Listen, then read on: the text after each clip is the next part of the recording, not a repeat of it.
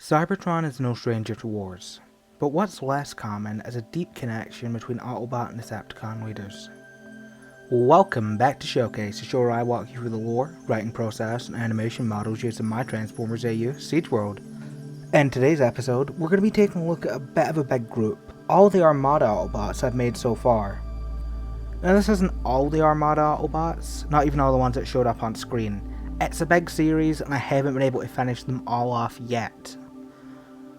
But before we get started, big thanks to Liam Fitzgerald for requesting this video, and if you have any requests, leave them down in the comments and I'll try and get to all of them. Recently, we looked at Nemesis Prime, and learned about the War of the Primes. We also heard how Armada, Optimus and Megatron, the Autobot and Decepticon leaders during this conflict, played into that war. But these bots were far more important than just a footnote and a short-lived conflict. So today, we'll be looking further back at their history and lead up to this conflict. After the Fourth Great War, the Autobots and Decepticons were the closest to peace they had been since the First Great War. There was still tension, but things were good enough for both factions to collaborate. One of these collaborations was a joint military academy. This is where Optimus and Megatron first met.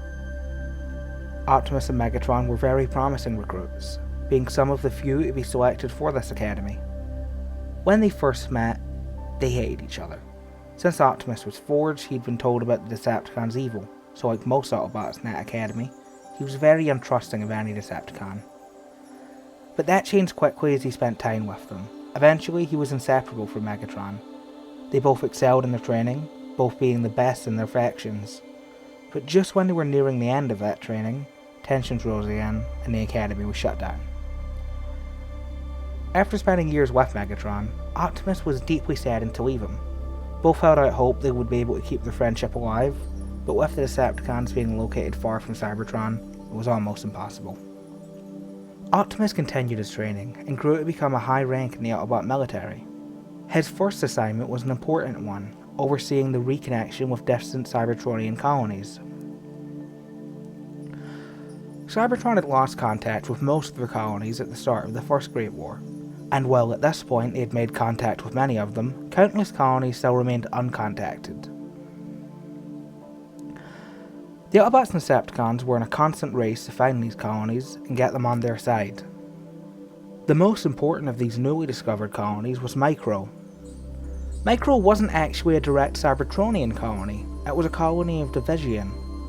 Division was a colony of small bots named Micromasters. While most bots in Division could combine, being known as duocons, the bots of Micro had lost that ability.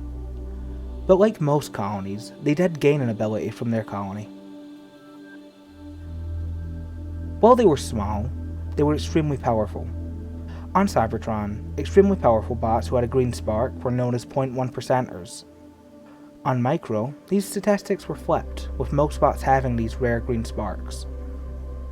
Due to their small frames, they weren't that useful in battle, until they found out they could connect up with larger bots, meaning they could act as a mobile power-up.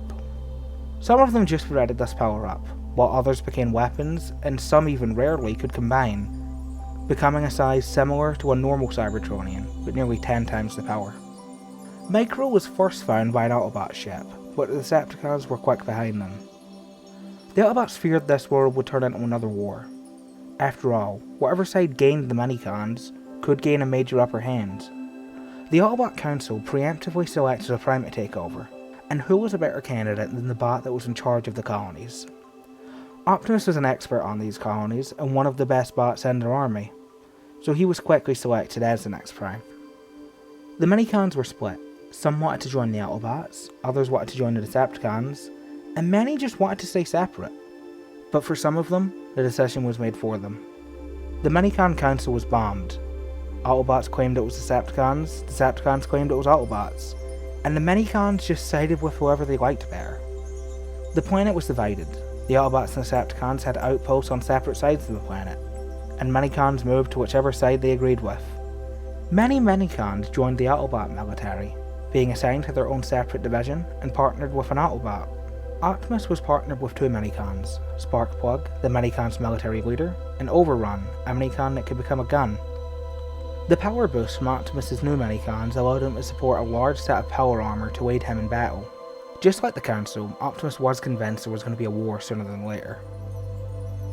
But for years, there wasn't a single drop of energon shed between either group. Both just kept preparing, neither side willing to start this conflict. This was when Optimus found out that Megatron, his old friend from the Academy, was the new leader of the Decepticons. This gave him hope that peace could be achieved.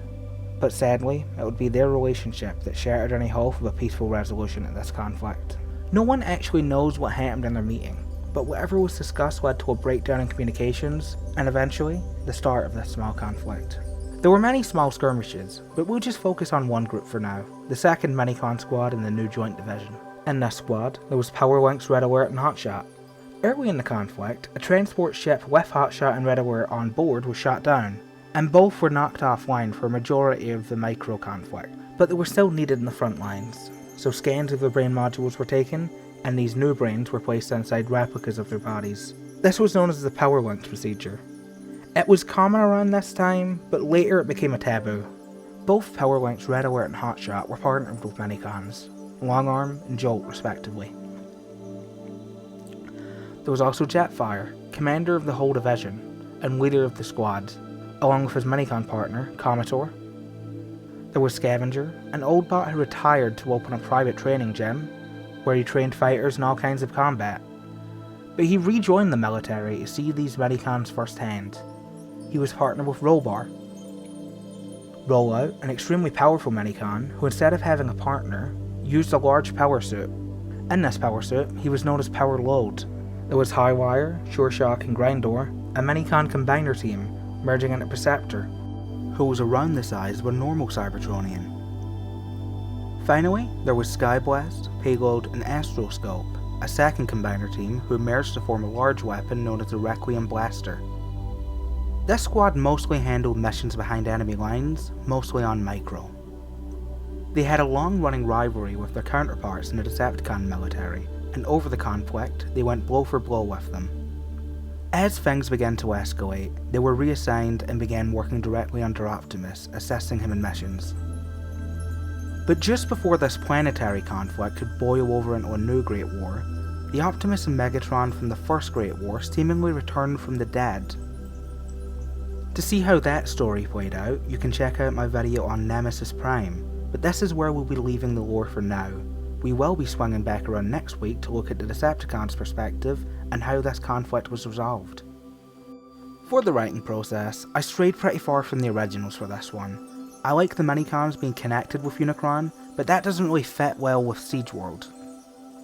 I kind of went with what Japanese G1 ended up doing, with the Minicons just being Micromasters, but unlike in that, I kept the idea of them being able to power up bots. Micro is actually from Japanese G1, in that it's the home planet for the Micromasters. For this, I pretty much just swapped it to being the home planet of the Minicons. I know they had a home planet in IDW, but I have some plans for that already, so I thought why don't I just throw in a cool colony that doesn't show up enough in Transformers media. The Minicons stick pretty close to their Armada versions. In the show they didn't really get much character. I think they got some in the toy bios and maybe in the comics, but I haven't read through any of those. In the cartoon, they all had this weird little R2-D2 sounding language, and I really like that idea.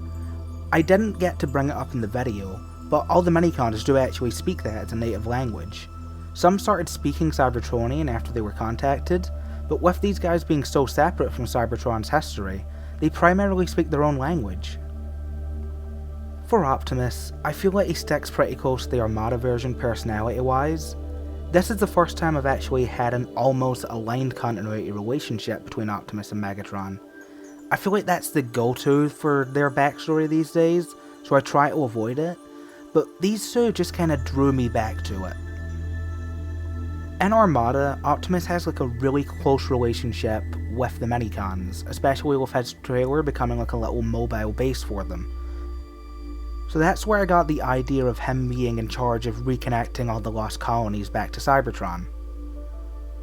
I felt that this fit him pretty well. I was thinking of doing that story with Cybertron Optimus, but I have some future plans for him that wouldn't really fit in with this, so I decided just to use the Armada version. For the Powerwinks guys, I really love the idea of while a bot's in a coma, a scan of their brain can be taken and implanted in a new body. I love the problem that can bring. You wake up, you find that you've been essentially replaced by someone who has your personality and your body and all of your memories, who's been living your life for who knows how long. You've essentially just been forgotten. I mentioned earlier that it became a taboo later on, and that's why. It's hard to know if you're still you.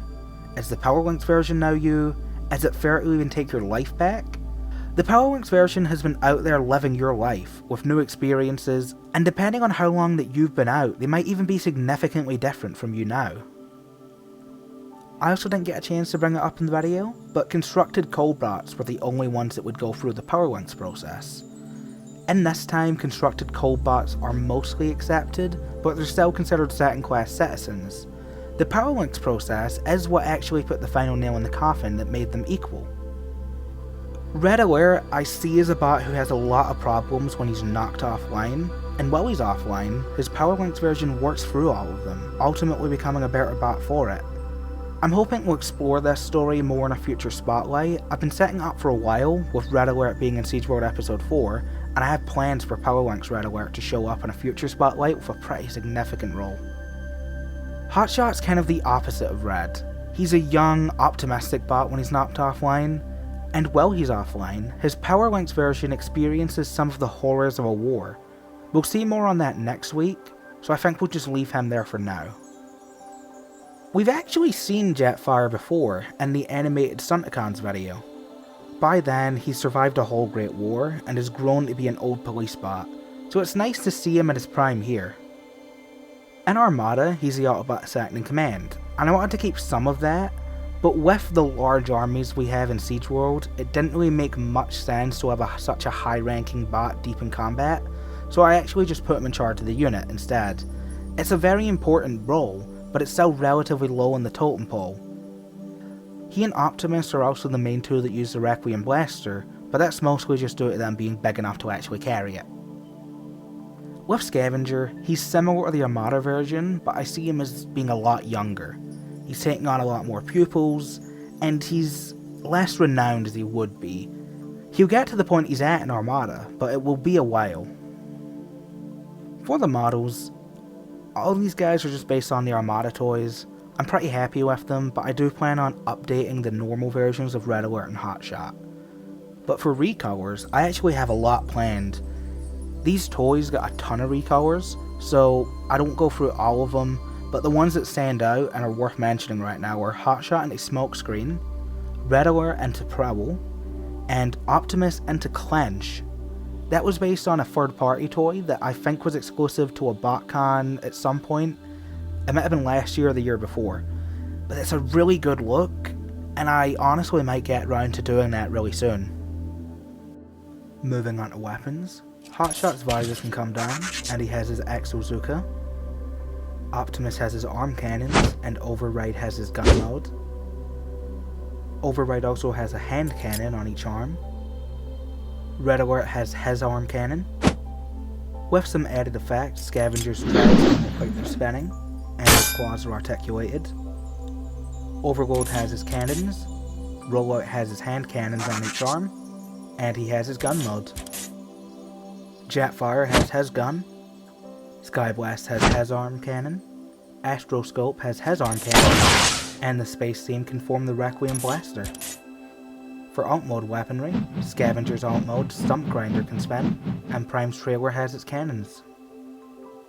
Moving on to transformations, starting with Hotshot, lay him flat, arms in, head in, legs up, hood out, wheels down, roof out, and we have Hotshot in his car mode.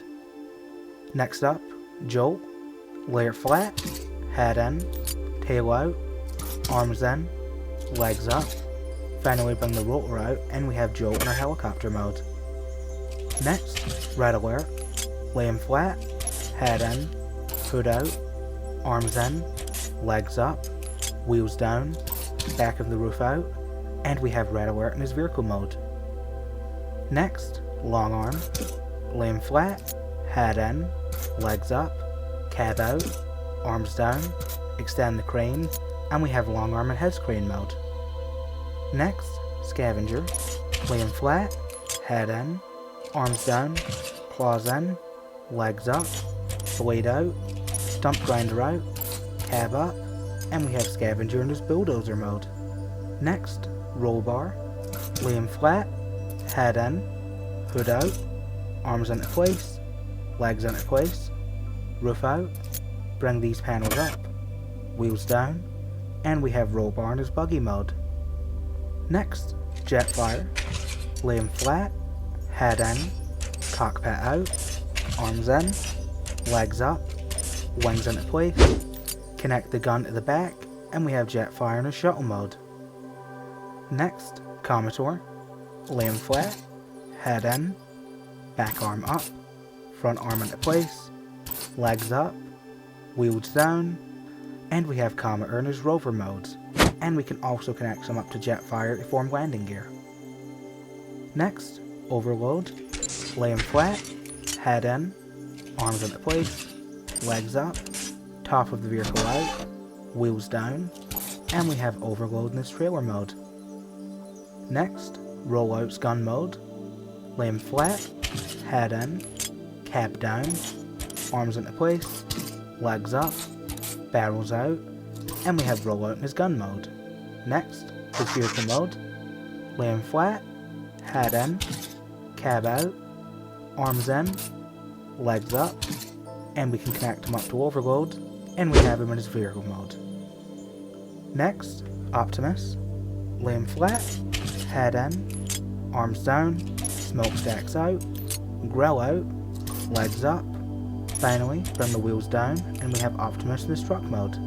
Next, Optimus' super mode, lay him flat, head in, arms into place, legs up, treads down, bring the cannons out, and we have Optimus in his trailer mode, and we can connect him up to the truck mode. Next, Overrun, lay him flat, cockpit out, arms into place, legs up, and we have Overrun as jet mode. Next, weapon mode, feet down, wings down, cockpit in, arms out to form the cannons, and we have Overrun in his weapon mode.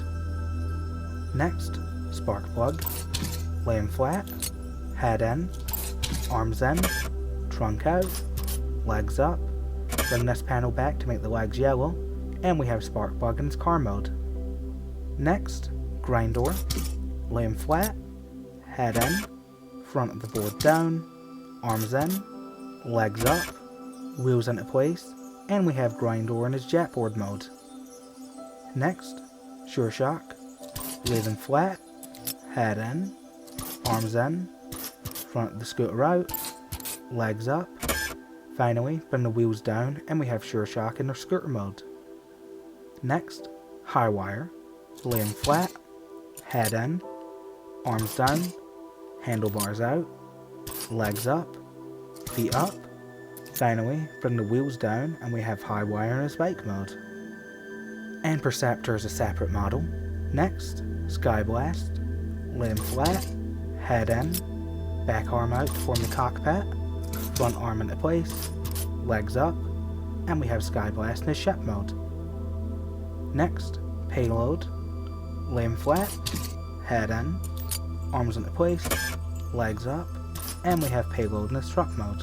Next, Astroscope, lay him flat, head in, arms into place, legs up, wet them, and we have the Astroscope in the satellite mode. Finally, the Requiem Blaster, bring Astroscope's legs together, lay them flat, bring Sky Blast cockpit up, and connect him to Astroscope, bring Payload's legs up, arms down, and connect him to Sky Blast, and we have the Requiem Blaster. This is actually one of the first combiners that I've made that doesn't use a separate model.